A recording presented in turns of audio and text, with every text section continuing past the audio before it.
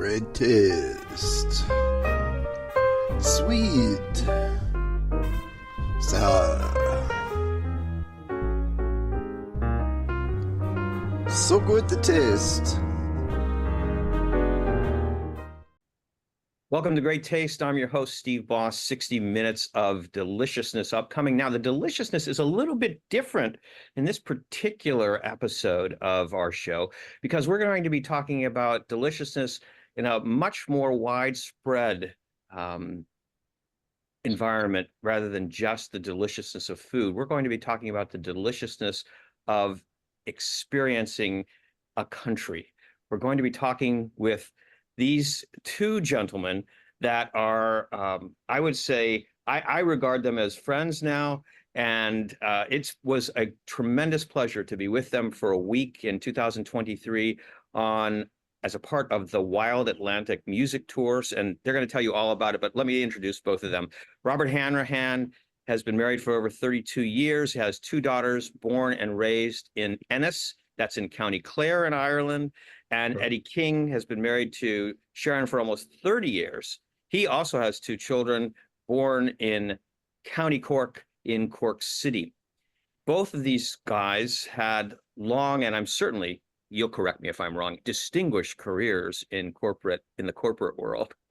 Before they decided to throw all that out the window in 2018, they had a meeting over a pint, how apt, two Irish individuals having a meeting over a pint, and decided to start Wild Atlantic Music Tours and also another venture, Wild Atlantic Golf Tours, which maybe we're going to have to find out a little bit about because these guys are both very, very passionate golfers. But I think the Wild Atlantic Music Tours has overtaken their business model more than they thought it was going to, at least at the beginning. So welcome to the show, both of you. So great to see you again. Thank you very much, Stephen. Delighted to be here, and yeah, look forward to the next hour or so, telling us about our stories, and yeah, look forward to it. Thank you. Yeah. So you both had enough of the corporate life. You did a lot of traveling. You worked in different countries, both of you, and so you had a pint, and you came up with this wild idea. And I'm really interested as to what did your spouses think of this? I suppose, Steve, from my end, I had sort of already finished up in my corporate career with GE. I worked with GE or General Electric for about 20 years, and around about 2015, decided to do something different. No idea what that different thing was going to be, other than the fact that just wanted to maybe get out of the corporate life a little bit. So I spent a couple of years ticking off a few bucket list items, one of which was to play every links golf course or every coastal golf course in Ireland. And when I got towards the end of that, I was having a chat with Robert one night and said, actually, I think Robert had said to me, one thing I've often thought about doing was maybe a golf tour operator. And I said, you know what? I said, I'm just about to finish my last golf course, and I've been thinking about it for the last number of months. So we started thinking about maybe doing a golf tour, maybe doing setting up a little business. And the golf tours came first. And as you say, we got into music a few months later, and that now accounts for maybe 90% of what we do. The big benefit, I suppose, of doing the golf tours is we know what we're about when it comes to golf.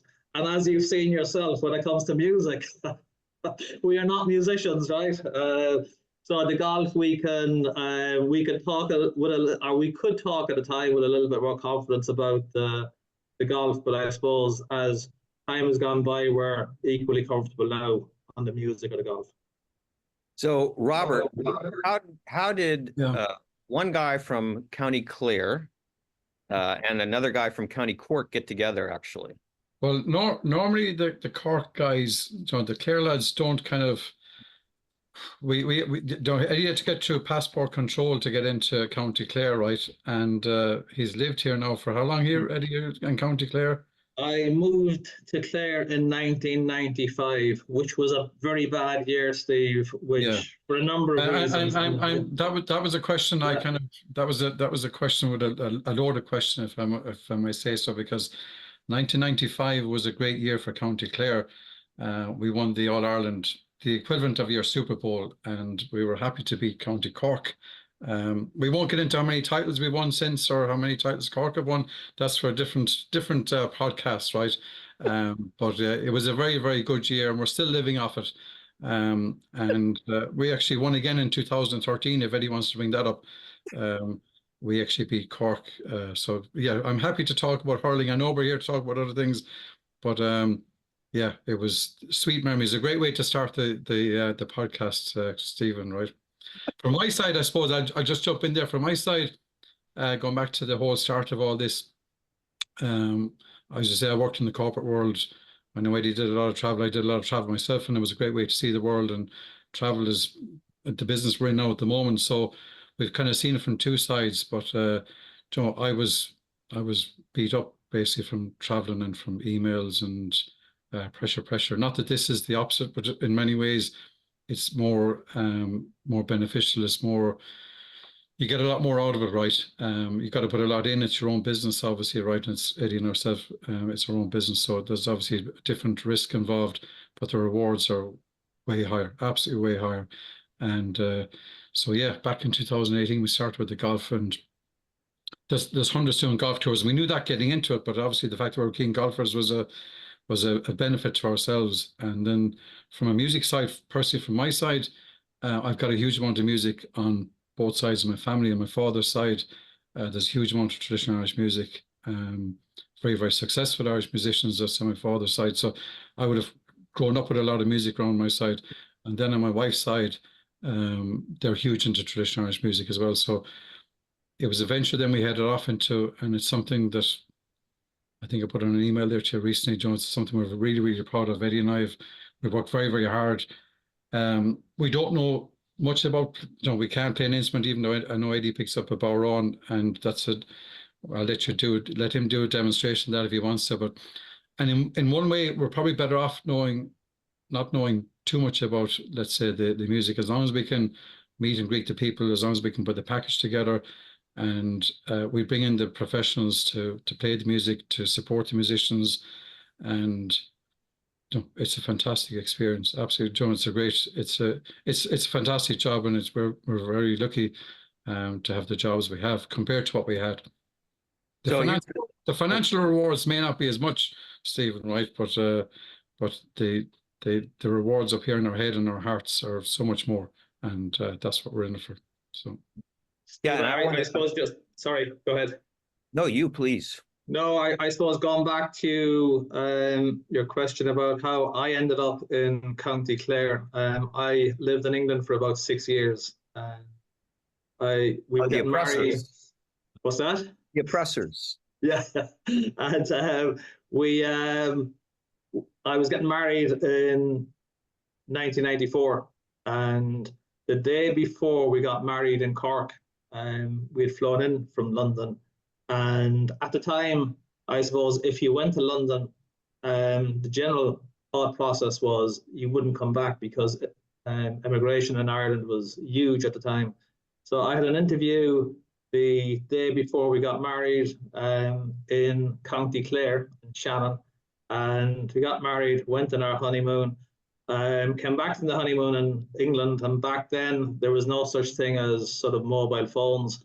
So a letter came through the door, offered me the job in County Clare. And in a moment of weakness, I accepted a job in County Clare, moved there. And yeah, that was back in 1994, which is 30 years now. It feels like about 12, but it's 30 years.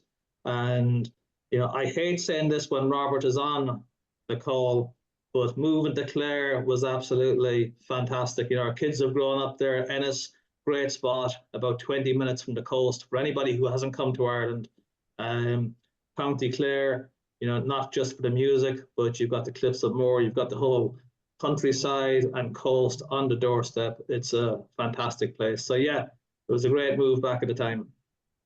So this company is Wild Atlantic Music Tours. So give us a little bit of an background as to what does that mean? What does the Wild Atlantic have to do with anything in relation to not just the music tours, but Ireland itself? Yeah. Well, back around about the 2013 mark, the Irish Tourist Board and the government realized that the west coast of Ireland was starved really in terms of tourism. People were familiar with Killarney, people were familiar with Galway, but north of Galway, people rarely travelled. So they came up with this concept of the Wild Atlantic Way. And for those of you who may not know about it, it's the longest defined driving route in the world at the moment. It stretches from Donegal down to Cork. It's 2,006 kilometres. So if you think of Ireland as a country, as the crow flies from north to south, it's about 550 kilometres. But if you're to drive along the Wild Atlantic Way, it's 2,600 because of all the nooks and crannies and coastlines and peninsulas. So it was an absolute game changer at the time for the Irish Tourist Board, but more importantly for employment on the west coast of Ireland.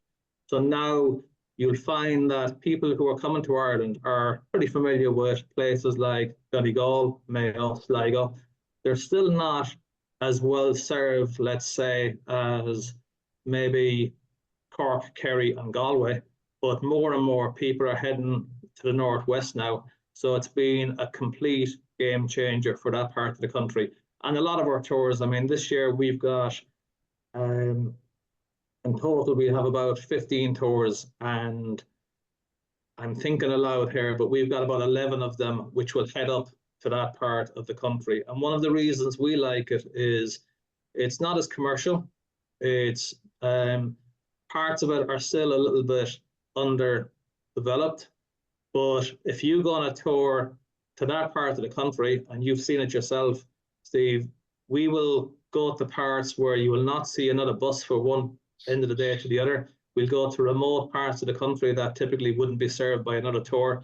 But by and large, you know, the Wild Atlantic Way, it's been great for employment and for visitors. And I suppose for people coming from the US in particular, it just gives them another outlet when they come forward. And it's absolutely gorgeous. Yeah. That does help a lot in relation to being somewhere that when you experience it for the first time, as Rachel and I, when we first came to Ireland, we had no idea what to expect. We didn't have any type of cultural background that would give us an insight into what we were going to experience. And frankly, it was just a real surprise because one day in November of 2022, two friends of ours who are musicians just called us on the phone and said, "Hey, we're going on this tour. It's called Wild Atlantic Music Tours. We're going next October, and we thought you guys might like to come with us." And so that came out of the blue. I can tell you that we were sitting at our, like the end of our island in the kitchen, and we just turned to each other while we were talking with our friends, the Carlyles, and we said, "Okay." And that was it. It was as simple as all that. And then I want to relate the experience so people can understand, at least from our side, what it was like. We got there. We had spent a few days in Westport first just to get over jet lag. Oh, yeah. But then we went to, where was it? Was it Ennis that we started the tour? Yeah. Right. So we All went the to tours. Yeah. We met the two of you, these smiling faces, in a room full of other people who were going to be on the tour, about 40 other people. It was at a hotel in Ennis, and one of you said, I don't remember, there were little welcome gifts that were part of this, and there at the end of up against one of the walls were bins of sweatshirts, and one of you said to us, "Yeah, pick any one you want as long as it's green." Now, that had to do with another rugby match that was upcoming, I believe it was. Yes, yes. But that's what we did. We both were lucky enough to grab the green ones. So now every time we wear them, it reminds us of Ireland. And as the tour then began to unfold, what happened was what we experienced every day, which were sessions. I think there were at least 2 sessions every day, if not sometimes 3 sessions. But what happened in this particular session was that there was a young woman and her husband were a part of it. Emer, was that her name? Emer Coughlin and Francis, yeah. Yes. Oh, yeah. Yes. And she played a number of instruments, but one of the things that she played was the Irish harp. Correct. And when she struck the very first notes on that Irish harp, my wife started crying.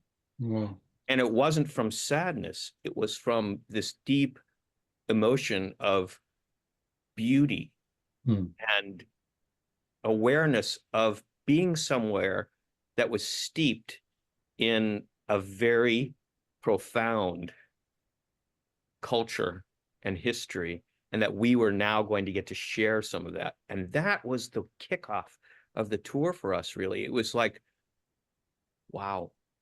And that's great. That's great, Stephen. And it's lovely to hear. And you know, Ireland, funny enough, is the only country in the world that has a musical instrument as its emblem, and it's actually the harp, right? And the harp is a very, very and actually, if you look at Guinness or your pint of Guinness, you'll see the harp on it, right? You know, the harp for copyright reasons is actually the other way around.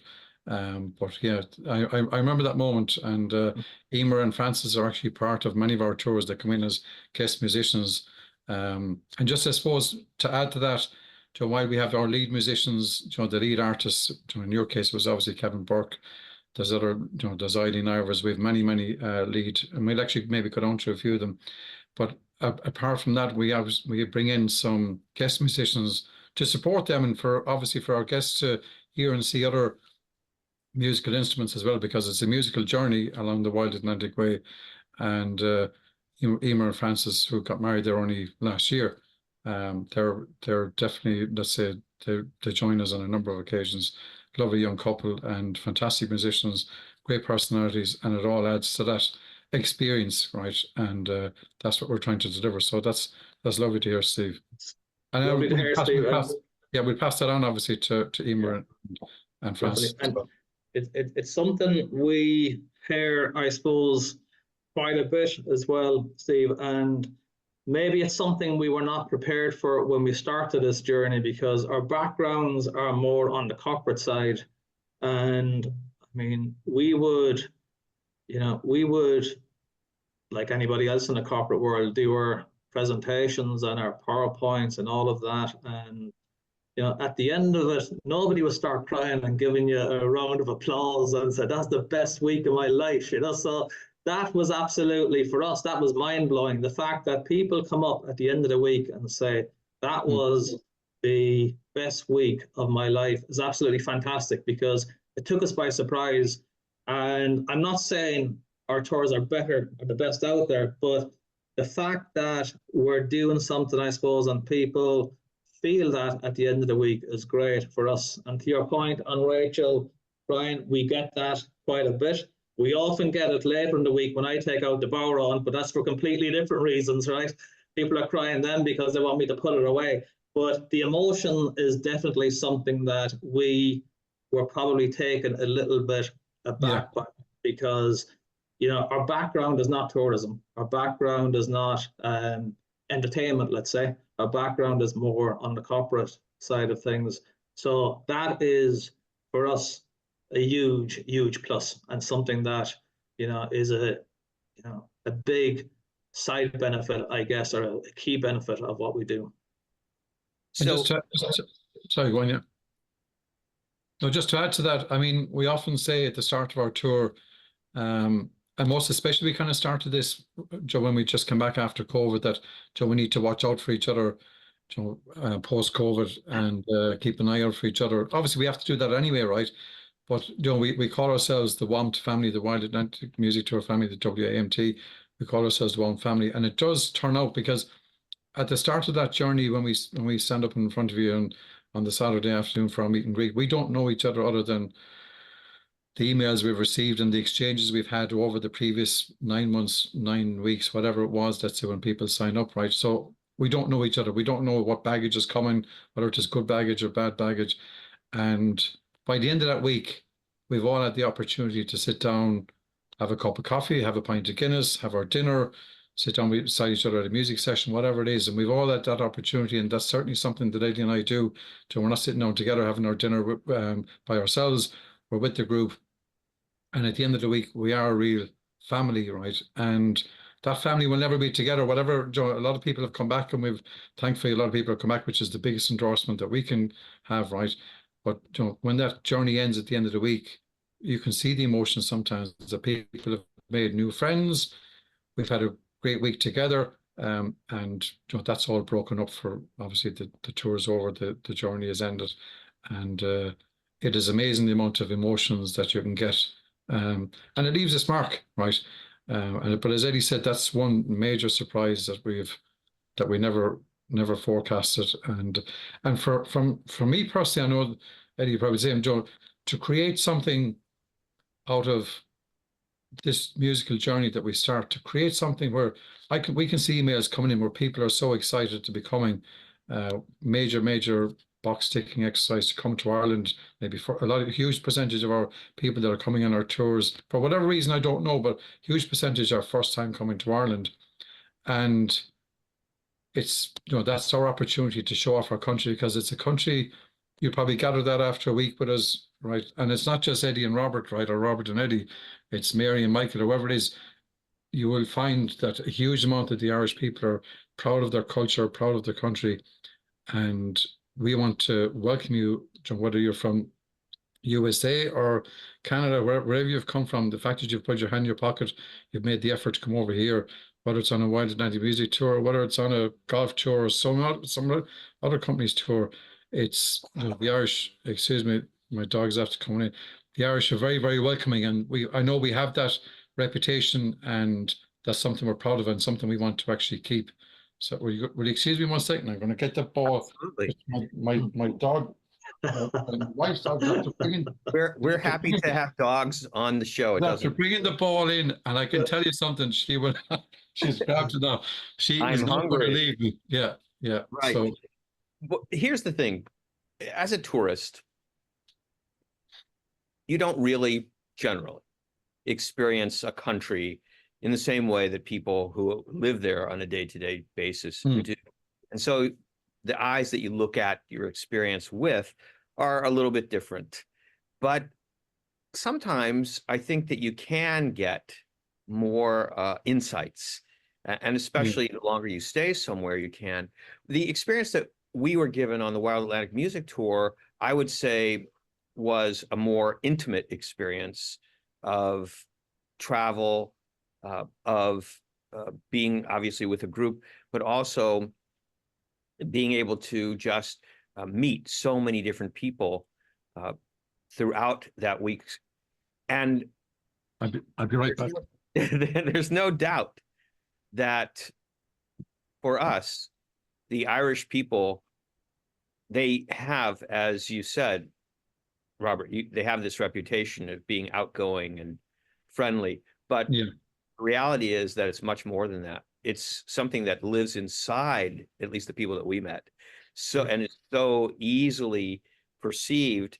And every single person that we met, no matter where they were, whether they were in a coffee shop or whether they were on the street, always wonderful, welcoming, smiling. One of the things that I couldn't believe is it seemed like every single person I met that was from Ireland was a comedian. I didn't even understand how that could be. I mean, it was just I was envious of the ability to just whip off these, one-liners all the time. It was crazy. So yeah, it was when Rachel describes the experience, she never changes what she says. Somebody says, "How did you like Ireland?" She answers in 2 words: life-changing. Yeah. So that's it. And Steve, sorry. And nope. Steve, it's interesting you say that, and I suppose we are very, very, very proud to be Irish. We're very proud to show off our country when people come. And, I lived overseas for probably 15, 20 years. And I think it's only when you come back, especially when you go away at a young age, you realize, what you've missed. And Ireland is a special place. And to your point on the tours, one of the things that we do probably a little bit differently from other tours, we've got 15 tours this year. None of them are the same, right? Some of them might go to similar locations, but every tour we do is actually built around the host. And I think that's what makes it a little bit different. So you were with Kevin Burke. Kevin's parents come from Sligo. So we would have driven past where Kevin's mother prayed in the country, the Mass Rock, which you'll remember. We would have driven past where Kevin's father was from, where Kevin would have played handball, all of those things when he was young, when he came across. And Kevin would have all those stories, from when he was growing up in England, coming back to Ireland for the summer. And Eileen Ivers, growing up in the Bronx, Eileen's family would be from Mayo. So when we do a tour with Eileen, it's heavily centered around Mayo because that's what people want to see. If people are coming on a tour for Eileen Ivers, they want to hear and they want to see about the places, Eileen would have come on summer, what would have maybe molded some of our music growing up. So, each artist we have, we would look to find somewhere peculiar to that artist. And it's the stories, I think. It's the, myself and Robert are a small part of what we do. It's really the host, the stories that the host bring, whether it's on the bus or at night, and the guests and the friends that they bring in, the whole humor associated with that. It's the complete package. But I think the fact, and I think you touched on it earlier on, every tour is personal, and to us they're personal, and more importantly to the hosts, they're personal. And I think that's what makes them just that little bit more special. And just to add to that, I suppose as well, Eddie and Steve, Ireland, we're very, very proud of our culture, and we mentioned at the very, very start of this podcast about the GAA, right? I'm not going to talk about GAA now, right, and go slagging Eddie anymore. But there's two major ingredients of our culture, right? One is the GAA, Gaelic Athletic Association, which is our national sports. But the other part of that, which is a huge part, which is the business we're in, which is music, right? Because music was the Google of its day back 100, 200 years ago when if you wanted to hear any scandal or news, people were going to each other's houses to listen to music, right, and sing and dance, right? And that's when, that's where the Google, that's where all the news spread in the local community, right? And that's why music is such a huge part of our tradition, right? You go back to the famine and millions of people leaving our shores, right? They brought with them stories and music, right? And that's why, this huge part of Australia, USA, Canada, they would have brought that music with them out there. And so the Irish music is popular all around the world, thankfully, and it's our opportunity to bring those people that would have had some sort of connection with music. And in fairness, and I'm saying this, hopefully none of our golf tour customers are listening to this, right? But and I'm a golfer, an avid golfer myself, but the golfers are a little bit more high maintenance than the guests coming on the music tours. And what we see in the music tours, people are a lot more connected with life, connected with music, connected with nature, and to me, you can see that right throughout all our tours and the people that are coming in, sitting down, and the conversations we have, and it's wonderful. So culture to us is a huge part of our daily lives, whether that's music or GA or just meeting and greeting people, right? We start all our tours with Kate Mila Fáilte, 100,000 welcomes, and you'll see that at every airport you land in, a lot of pubs you'll go into. You'll hear those words. I can't say too many more Irish words, even though I learned it up as far as 18 years of age. But Céad Míle Fáilte is a huge, it means more than what the words actually say, right? Anyway, enough of me.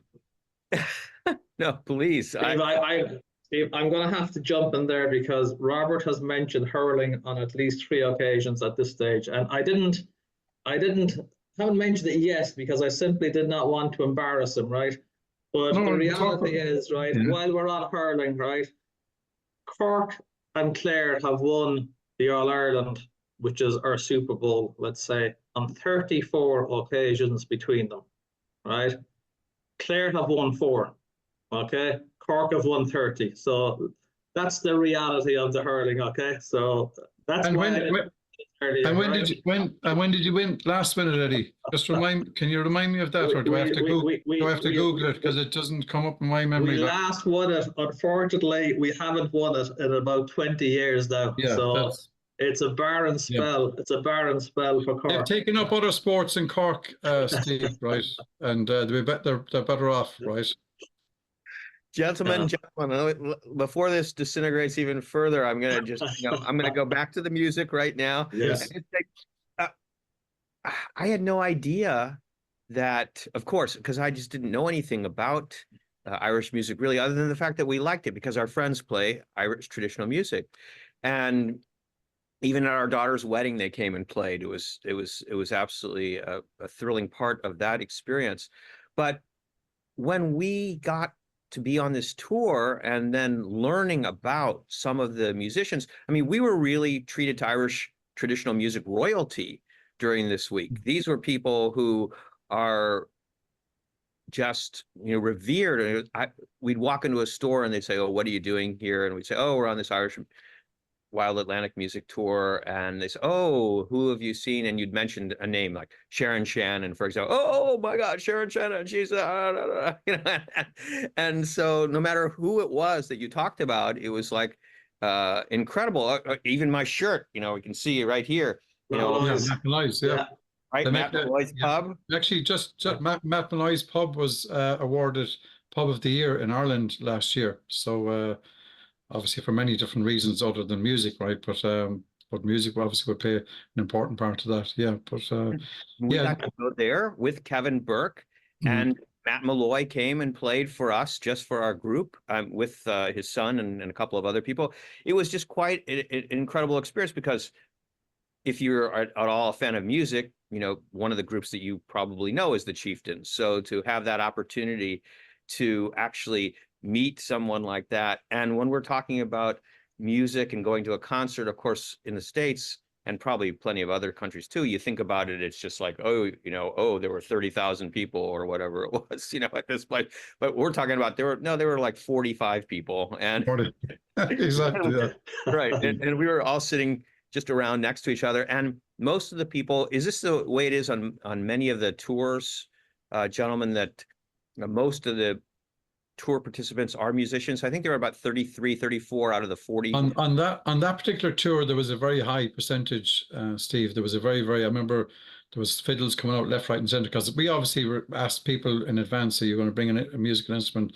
Some say yes, and I might. So we don't factor that in, but we do know with certain lead artists, let's say in the case of Kevin Burke or Kevin Crawford, to mention a couple, right? They would particularly, because they're giving lessons as well, online lessons, they would attract people who would, some of their students.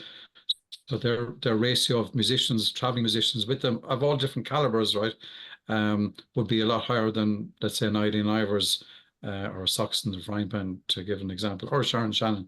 So it would depend, but yes, it's you mentioned there about the artists, like we have what we were recognized as, or we were described recently to us as top shelf. The guests the lead musicians, Mairead Vuenig.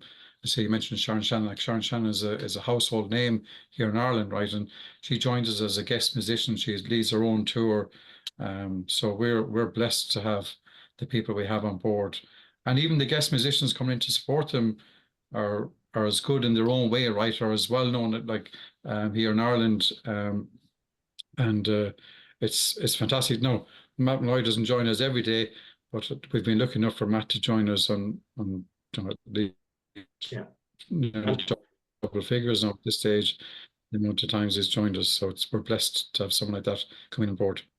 So I want, It's a huge bonus, and I think people maybe, and you probably correct me here, Steve, but I think people coming on the tour probably don't appreciate in advance the level of guest musicians that are coming in.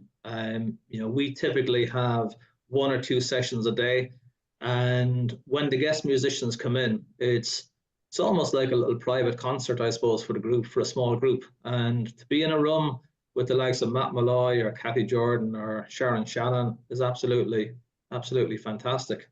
And just going back to your earlier point about the amount of musicians, you probably don't know this, but the second day we ended up in the hotel, right? We had planned to go to Paddy Quinn's pub in Ennis for the session on the second day. And when people came in for the meet and greet and we saw how many instruments we were there, we thought we're never ever going to fit into a pub with this many musicians. We just couldn't. So again, plan B came into action straight away. But it's I suppose until the tour happens, you don't know how many musicians are going to come in. But as we always say, whether you're a musician or a non-musician, clapper or just along to appreciate the music, I think there's something there for everybody. and we were the clappers, and we Yeah. felt like we had a perfect role to play.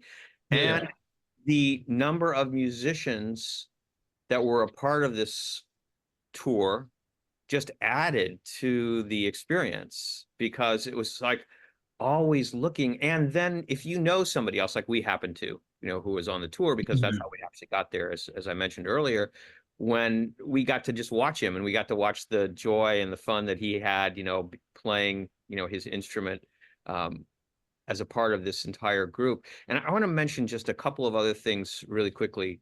Of course. I know you had something, Robert, that you wanted to say, and then I'll talk about these couple of other experiences. Okay, no, I was only going to mention, you mentioned the word intimate earlier on, right? And obviously, a huge part of that's a word that's commonly used because they are intimate sessions. Okay, we have some sessions in a pub, and there's other obviously people that are inside in the pub are going to listen to us, but it's not a sessions. And sometimes, like we've had workshops, right? We have a number of workshops. That I know Kevin, we had a couple of workshops there, and they sometimes it's more about the story than it is about the music. And that's the thing about Irish music. Sometimes there's the stories going on between the lead musician and the guest musicians between the tunes, and that can be as much of a story to bring home as opposed to the music itself, right? So it's that whole intimate experience where there's 20, 30, 40 people in a room, only ourselves, and listening to top shelf musicians. Life can't get any better, in fairness. So anyway, sorry, you, Steve. And during that, so Kevin gave two, I think they called them master classes. Master classes, yeah. And we didn't go to the first one. Maybe we felt a little intimidated that it wasn't for us. But then we decided we should definitely just go to the second one. Well, then of course we realized we shouldn't have missed the first one. But but when you say you take home some of those experiences from that standpoint of being the clappers, we learned so much from the insights that we gleaned listening to Kevin during that masterclass, because he gave this entire talk in relation to a question about the bow and about the hand placement of the bow that was just fascinating. I mean, and we're not musicians, right? So, but it was fascinating to listen to him talk about the bow and the placement of the fingers and how to do this and that. And so that was one of the highlights of being able to actually have a sharing a little bit about something that we know nothing about, but really getting insights into this world besides just listening to the music, but also learning a lot about how it's played. So that's one thing. The second thing is that there was a moment when we were having a session with Josephine Marsh and her husband and another person. And you guys, of course, know Josephine Marsh much more than I do, but she's a very well-known composer of traditional Irish music. And matter of fact, she played one of the songs that she played was a piece that she had written for her niece's wedding, which is still my favorite moment of music from the entire tour. Luckily enough, I recorded it while we were while it was going on. It entranced me with its beauty. And but the moment that I recall is that after the session was over, there was an impromptu group of 2 or 3 musicians from the tour that started playing after the official, we'll say, session was over. Yes. Well, Josephine was all the way up at the front of the room at this point. She had put away her instrument and she was talking to some people. And I watched her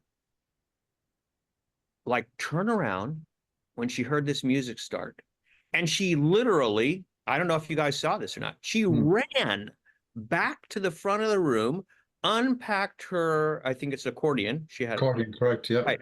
Unpacked her accordion and started playing with them. And the joy on her face is something that I'll never forget. It was just like crazy. Here's this woman who had just, we'll say, finished her performance with her group and was out socializing with other people. And she couldn't stay away when she heard the music coming from this other end of the room again. And that was just like, wow. Steve, not only did I see it, Steve, Josephine nearly knocked me down to try and get to the session. You know, I was in her way. Yes. But I think, you know, Robert touched on something earlier on about, you know, when it comes to the music, we rarely get involved with the content of the music unless we're asked, right? But for the likes of someone like Kevin Burke, you were on Kevin's tour, or Eileen Ivers, whatever, they will generally say, listen, these are the artists I'd like to bring in during the week, or else they'll go away and they'll organize it themselves. And you'll see firsthand there with the likes of, you know, Kevin and Josephine Marsh, or Kevin and Sharon Shannon, or Kevin and Patty Jordan. They are truly good friends. So when they're sitting down to play the music, they're comfortable in their surroundings. It's not an act, it's not a performance. There's little chats going on in the meantime. There's a few jokes being had here and there.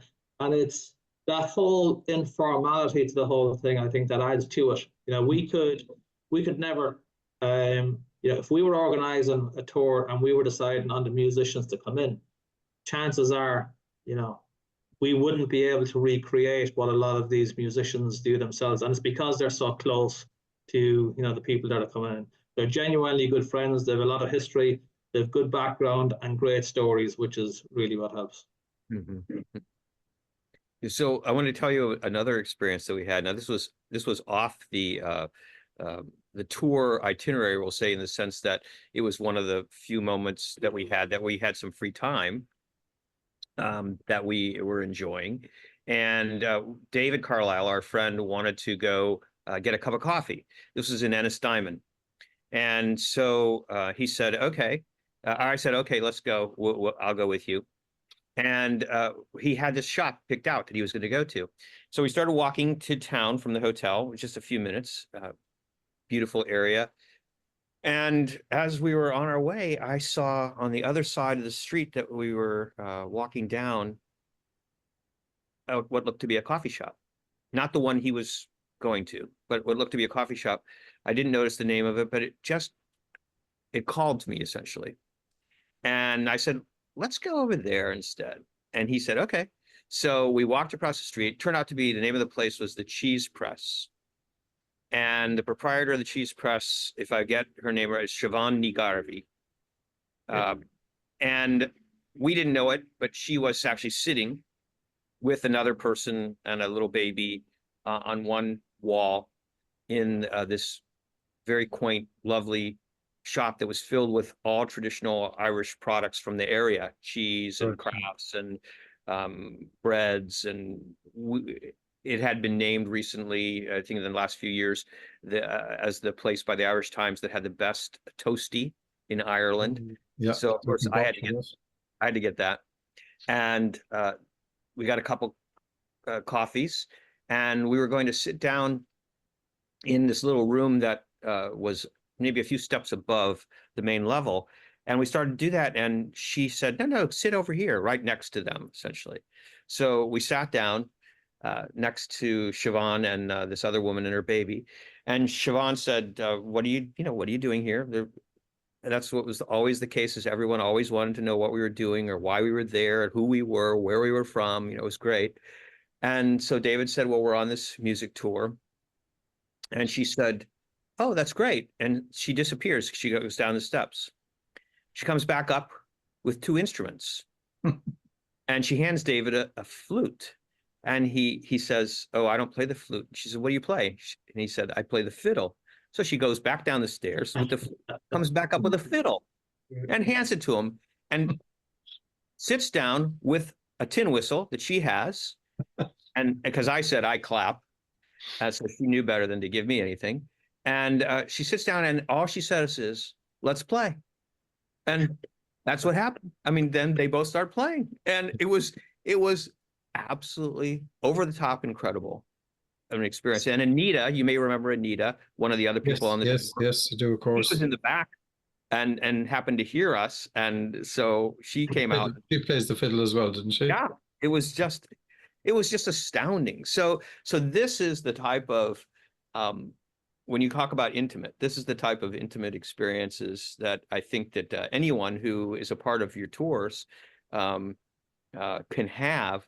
And the joy, I think that's the main thing I want to just emphasize, is the joy of being with this group, being with these musicians, listening to this incredible music.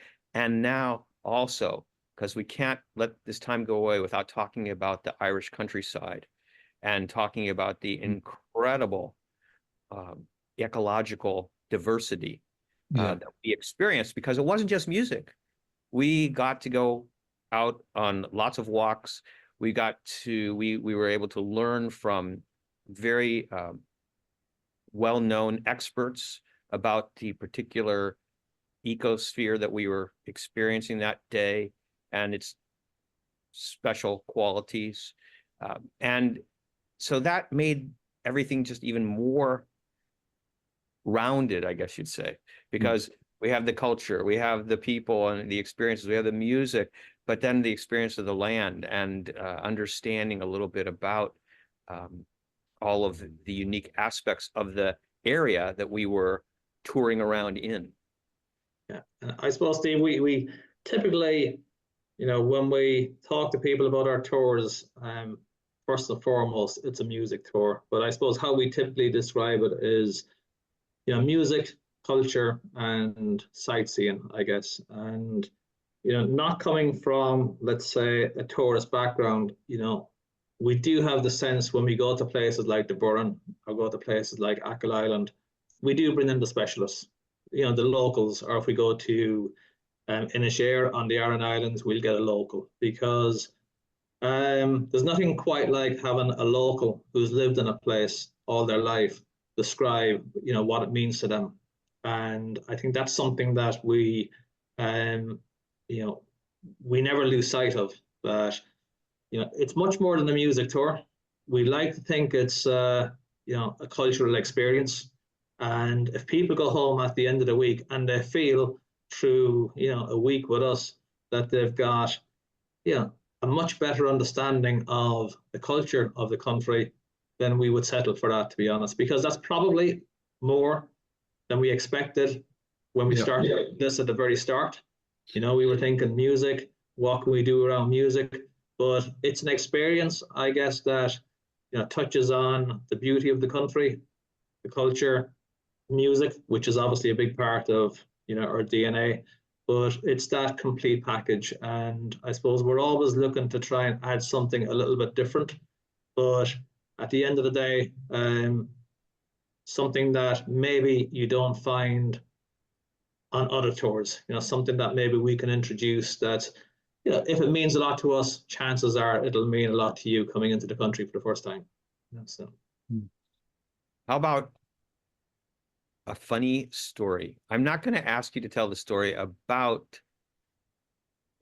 I know the one Eddie's thinking straight away, so I might kind of go on mute here, or just I might bring the dog for a quick walk. God, I would not want this one to go viral now, Robert. We have just We, before Eddie tells the story, right? yeah, There's the ending first of all, right? And secondly, our 100% record of not losing someone remains, right? That's all I'd say. So just you can take it over from there, Eddie, if you want. yeah. And I'm going to just say, because I don't know if you caught what I said. I said, I'm not going to mention, but now I don't have to. You can just mention it for me. No, So I know where Eddie with his eyes lit up when you mentioned that, Steve. Right? Well, I'm reluctant to tell it, but as you begged for it, Steve, I'll have to. Right.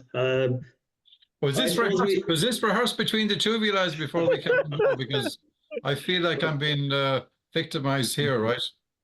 Yeah, I joke sometimes on the bus. Well, every time on the bus that Robert has many virtues, but counting people is probably not one of them. So when we started doing the tours to begin with, um, we said, I would do the counting, which was fine for the first few tours. And we had a tour with a lady called Eileen Ivers, and we had 44 people on the bus. And I knew with the best will in the world, Robert could never get as far as 44. So did the counting for the first couple of days, and I lost my voice. Actually, Steve, the reason we couldn't do this last week was I lost my voice as well. So it's It happens once or twice a year, which is great for it's everyone rejoices, including his wife, I think, and children.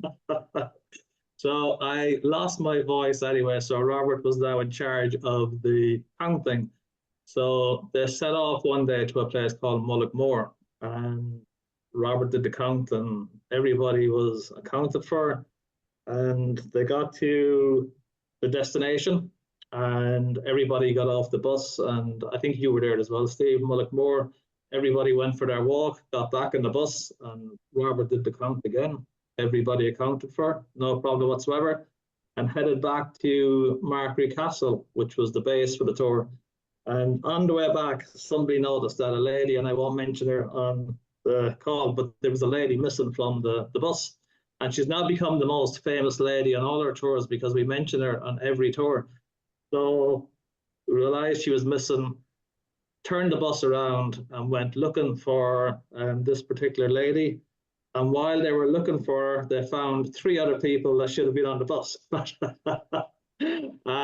So yeah, we often tell that story. Now Robert has many more stories about me, and I have to say that I only throw that one in later on in the week as a retaliation for all the Cork jokes that come from Robert. Well, the end of that story was that when that lady has since come back on another tour with us, right? And she said, Robert, she said, Eddie left out a very vital part, she said, of that story. And I said, what was that? And she said, I gave a man the biggest hug I ever gave in my life, she says. So I was happy to receive that hug, I can tell you that, because I thought she was gone, right? I said, oh, our business is gone here. So yeah, she's the most mentioned lady on our tours, and thankfully she's come back, and she's come back again. So we look forward to welcoming her to our shores.